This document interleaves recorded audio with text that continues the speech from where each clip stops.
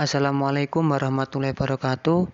Kami dari kelompok 9 akan membawakan subtema yang berjudul Teori Struktur Modal.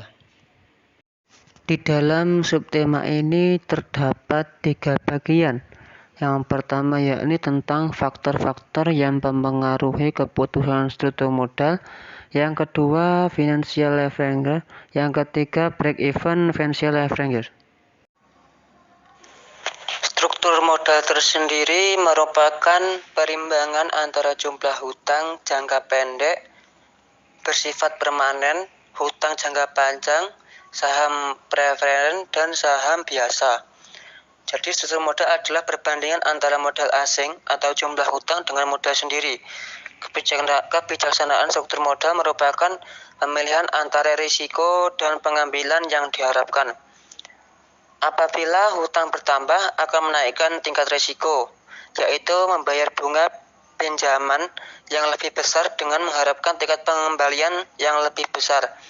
Kalau tingkat risiko tinggi, maka akan menurunkan harga saham, sehingga nilai perusahaan akan menurun, sehingga kepercayaan kepada perusahaan juga akan menurun, dan sebaliknya. Yang selanjutnya ialah faktor-faktor yang mempengaruhi keputusan struktur modal. Yang pertama ialah growth rate atau pertumbuhan penjualan masa depan. Apabila pertumbuhan perusahaan selalu meningkat, maka perusahaan akan memperoleh keuntungan yang cukup besar, sehingga perusahaan akan mengurangi hutangnya, bahkan bisa tidak menggunakan hutang dalam operasi perusahaan. Tetapi sebaliknya, apabila perusahaan tingkat pertumbuhannya kecil, bahkan tidak ada pertumbuhan, maka kemungkinan perusahaan menggunakan hutang akan lebih besar. Yang kedua yakni sales stability atau stabilitas penjualan. Apabila penjualan perusahaan stabil meningkat, maka perusahaan dengan sendirinya memperoleh dana yang cukup besar, sehingga perusahaan akan mengurangi hutangnya, bahkan bisa tidak menggunakan hutang dalam operasi perusahaan. Tetapi sebaliknya, apabila penjualan perusahaan stabil turun, maka perusahaan akan berkurang dana yang diperoleh, sehingga perusahaan akan menambah hutangnya untuk keperluan operasi perusahaan. Yang ketiga ialah aset struktur atau struktur aktiva. Kalau perusahaan mempunyai permodalan sendiri cukup besar, maka perusahaan tidak memerlukan pinjaman, tetapi sebaliknya, kalau permodalan perusahaan kecil, maka perusahaan memerlukan pinjaman. Yang keempat ialah manajemen attitudes. Ialah sifat manajemen. Dalam melakukan operasi perusahaan, manajemen ada yang bersifat berani menanggung risiko dan ada pula yang tidak berani. Manajemen berani dalam hal ini ialah manajemen yang selalu bertindak agresif, ingin dalam kegiatan operasi perusahaan selalu besar, sehingga perusahaan menginginkan permodalan yang besar, yang mengakibatkan manajemen berani melakukan pinjaman atau berhutang. Sebaliknya, manajemen yang tidak menyukai risiko, manajemen tidak berani melakukan pinjaman, sehingga kegiatan operasi perusahaan dilakukan seperti apa yang terjadi atau apa adanya. Yang kelima ialah market condition atau keadaan pasar modal. Pasar modal yang mudah untuk mendapatkan dana berupa pinjaman, maka perusahaan juga dengan mudah mendapatkan pinjaman yang cukup besar. Begitu pula sebaliknya. Yang keenam adalah tax atau pajak. Adalah tingkat pajak yang cukup besar. Perusahaan akan berusaha melakukan pinjaman yang cukup besar pula, karena perusahaan beranggapan dengan adanya hutang, perusahaan akan membayar bunga juga yang cukup besar, sehingga akan mengurangi laba perusahaan yang akan dikenakan pajak. Begitu pula sebaliknya. Kalau tingkat pajak cukup kecil, perusahaan tidak akan melakukan pinjaman yang sangat besar.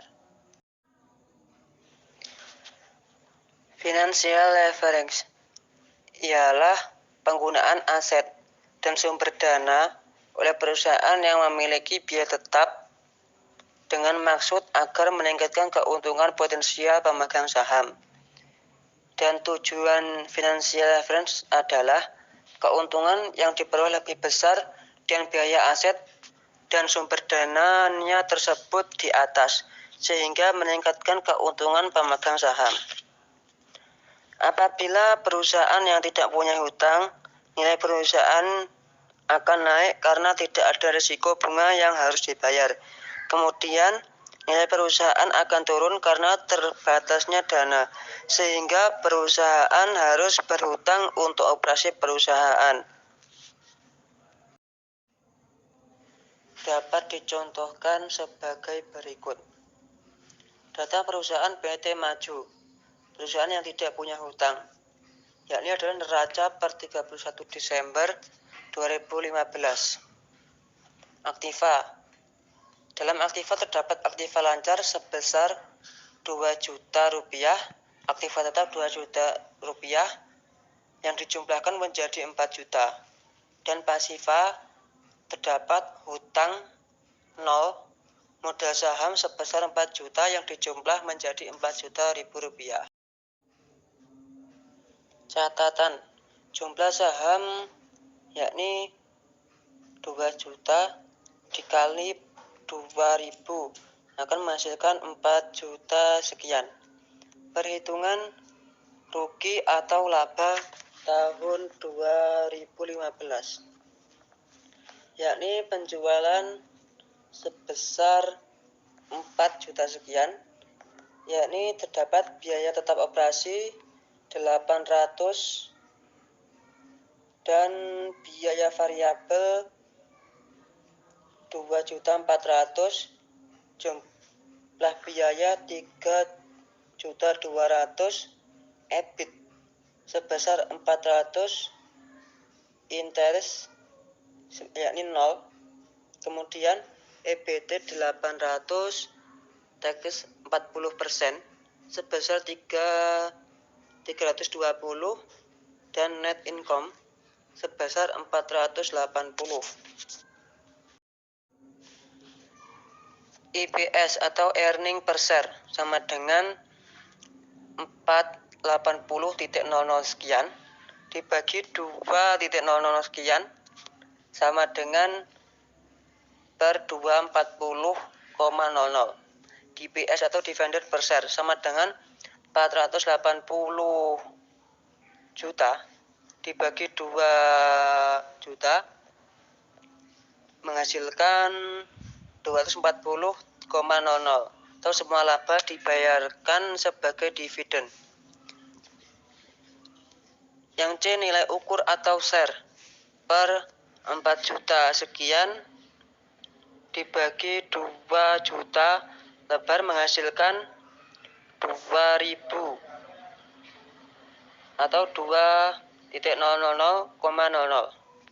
EPS price per share sama dengan PO sama dengan 2.000 terjual menurut nilai buku atau share.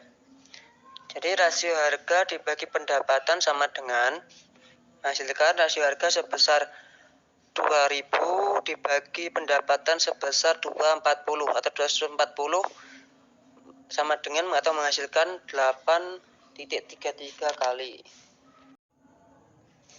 Contoh soal. Perusahaan transportasi aman mengambil keputusan mengorganisir kendaraan baru dengan trayek Surabaya sampai Yogyakarta. Untuk merealisasikan rencana tersebut dibantah rencana finansial sebagai berikut. Keperluan modal sebesar 1 juta sekian dan 3 alternatif pembelanjaan yang akan ditempuh sebagai berikut. Yang pertama ialah dipenuhi dengan mengeluarkan saham biaya sebesar 100.000 lembar per 10.000. Yang kedua, mempertimbangkan memasukkan hutang dengan struktur modalnya sebesar 50%. Dari keperluan modal dipenuhi dengan mengeluarkan obligasi atau hutang dengan tingkat bunga sebesar 6%. 25% modal dipenuhi dengan mengeluarkan saham biasa, sisanya dipenuhi dengan obligasi dengan tingkat bunga 6%. Ditanyakan, apabila perusahaan memperoleh EBIT atau earning before interest and tax sebesar 100.000 dengan teks per 40%, berapakah pendapatan per saham atau EPS earning per share dari ketiga alternatif perbelanjaan tersebut? Yang kedua, hitunglah pula dari masing-masing alternatif. Yang pertama, rate of return on total capital adalah tingkat pengambilan dari seluruh modal dengan rumus EBIT dibagi total kapital dikali 100%. Yang kedua yakni B, rate of return on quality capital, adalah tingkat pengembalian dari modal sendiri dengan rumus net income dibagi equity capital dikali 100%. Yang ketiga, alternatif mana yang menghasilkan EPS dan return yang paling tinggi? Penyelesaiannya dapat digambarkan dalam tabel berikut.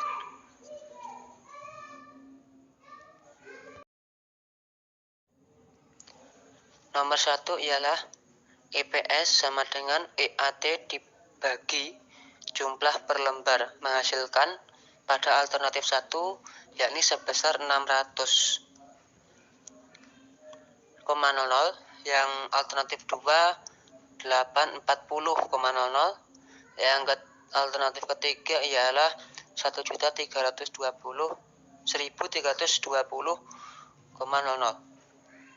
Yang kedua, rate of rate on TC sama dengan pada alternatif pertama sebesar 10%, alternatif kedua 10%, yang ketiga yakni sama sebesar 10%.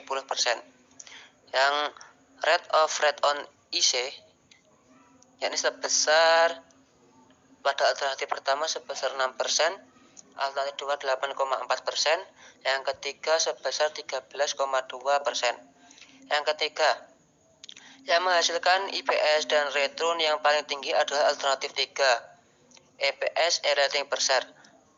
Laba per lembar saham yakni sebesar 1.320 dan return atau pengembalian laba sebesar 13,2%. Yang selanjutnya ialah break-even financial leverage, ialah untuk mengetahui seberapa besar EBIT earnings before interest and tax, laba sebelum bunga dan pajak, agar menyamakan EPS earnings per share. Laba per lembar saham dalam keseimbangan pada semua alternatif menggunakan rumus indifferent point atau break even financial leverage sebagai berikut.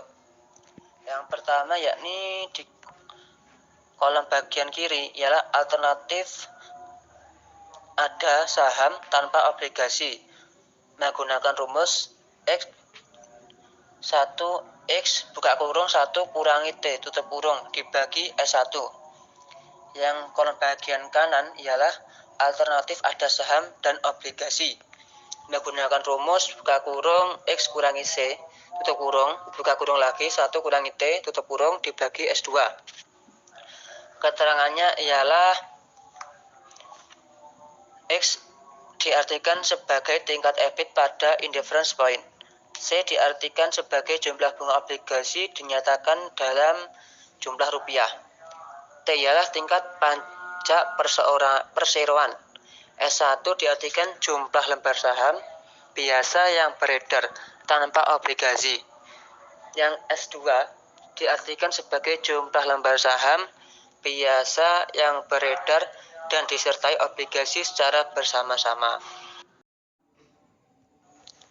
Apabila alternatif 1 dan 2 digambarkan sebagai berikut, yakni menggunakan rumus X buka kurung 1 kurangi T tutup kurung dibagi S1 sama dengan buka kurung X kurangi C tutup kurung buka kurung 1 kurangi T tutup kurung bagi S2.